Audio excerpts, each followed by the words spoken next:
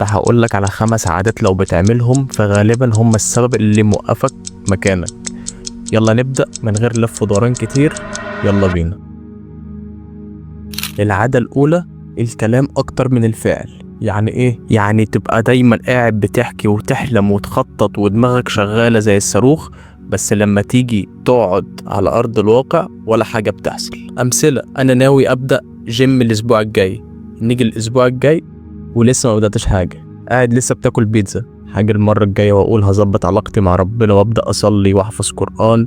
يجي بكرة مفيش حاجة بتحصل، وبكرة يجيب بكرة لغاية ما بتعملش أي حاجة. المثال التاني: مثلا أنا عايز أفتح مشروع صغير وكل اللي بتعمله إنك بتحكي عنه بس في القعدة من غير ولا خطوة ولا أي حاجة. عايز أفتح مشروع خاص بيا، كل اللي بتعمله إنك بتحكي عنه في القعدة بس. كل اللي أنت بتعمله بتتكلم بس. طيب فين المشكلة بقى؟ المشكلة إن مخك بيتعامل مع الكلام عن النجاح كأنه فعل حقيقي.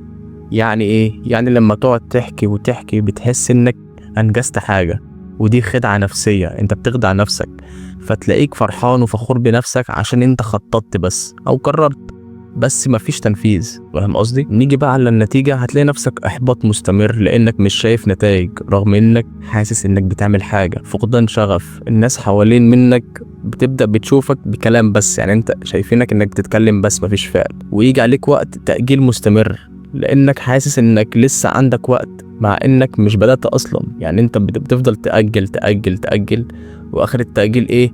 بتخاف تاخد الخطوة. كل حاجة انت خايف تعملها. طيب نحلها ازاي؟ امسك نفسك وانت بتتكلم كتير. لما تلاقي نفسك داخل على الناس بتقول لهم انا ناوي اعمل كذا، اسوي كذا، وقف كلام وراجع نفسك. هل انت هتعمل كده ولا لسه بتبيع ليهم كلام وخلاص؟ وكمان ما انصحكش ما تتكلمش كتير. ما تتكلمش كتير، ما تحكيش لشخص او اشخاص على الخطوة الجاية اللي انت عايز تعملها. بدل ما تتكلم نفذ حاجة صغيرة جدا. بدل ما تقول هبدأ كورس، افتح لابتوب واشتغل اول فيديو ليك من دلوقتي على اليوتيوب مثلا. اي حاجة صغيرة.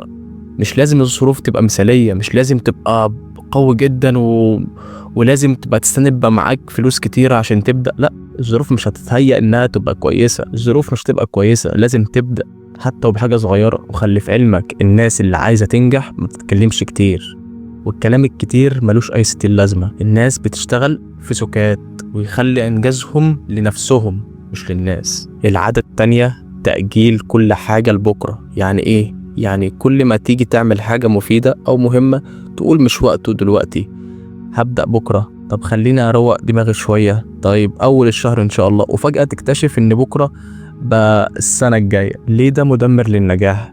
لانه ببساطة بتراكم عليك شغل كتير قوي. كل مرة بتأجل فيها فبتسيب شغل متراكم عليك، وفي الآخر تلاقي نفسك غرقان ومش عارف تبدأ منين. بيخليك تحس بالذنب، ضميرك بيأنبك، طاقتك بتقل، وده بيخليك تأجل أكتر. وبعدين برضو بيكسر احترامك لنفسك. لما تقول لنفسك أنا هعمل كذا وما تعملوش، ده بتفقد ثقتك بنفسك واحدة بواحدة. وبعدين برضو بيخطف فرص منك مهمة جدا. الفرصة ساعات بتظهر مرة واحدة بس، لو أجلت راحت عليك خلاص. وخلي في علمك المخ بيشتغل ضدك. يعني نفسك ربنا ذكرها في القرآن إن النفس أمارة بالسوء. نفسك والشيطان هو مخك. يعني المخ بطبيعته بيحب الراحة، فلما تحط قدامك حاجة صعبة أو محتاجة مجهود هيقولك خلينا نأجل لحد ما نبقى فايقين أكتر.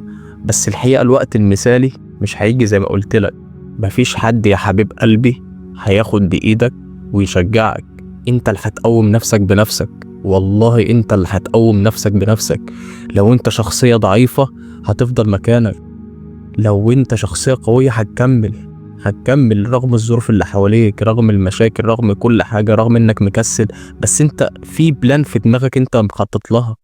ما تسيبش كل ده وتوقف. العادة التانية: تكرار نفس الغلط ومستني نتيجة مختلفة. الغباء هو انك تتكرر نفس الغلطة اكتر من مرة وتستني النتيجة تكون مختلفة. يعني الكلام ده لو انت عملت حاجة غلط قبل كده ونتيجتها كانت وحشة وبعدين عملتها تاني بنفس الطريقة ومستني النتيجة تتغير، ده كلام مش منطقي ومش صح. طيب ليه كده؟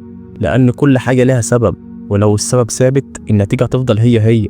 يعني لو ما غيرتش في الطريقة اللي بتشتغل عليها او اللي انت بتعملها، ما تستناش حاجة مختلفة تحصل. لو كل مرة بتزعل من تصرف معين بتعمله ولسه بتعمله بنفس الطريقة ومستني انك تفرق معاك، يبقى انت بتكرر الغلطة. الخلاصة لازم لما تغلط تتعلم وتغير، ما تكررش نفس الغلطة، غير طريقتك لو عايز نتيجة مختلفة. العادة التانية، الخوف من الفشل. يعني ايه الخوف من الفشل؟ الخوف من الفشل يعني انك بتكون خايف انك ما تنجحش او تقع في مشكلة لما تحاول تعمل حاجة جديدة او مهمة مثلا، زي ما تقول كده انك خايف تقع او تخسر. وبرضه علشان خايفين حد يضحك عليهم او يستهزأ بيهم، او ممكن برضه حصل ليهم فشل قبل كده وده خلاهم خايفين يرجعوا يغلطوا تاني. طيب الخوف بيأثر ازاي علينا؟ بيخلينا ما نجربش حاجة جديدة، بيوقفنا نحقق أحلامنا، ممكن يخلينا نكسل أو نيأس بسرعة، ساعات بيخلينا نستنى طول الوقت وما نحاولش. طيب ازاي نتغلب عليه بقى؟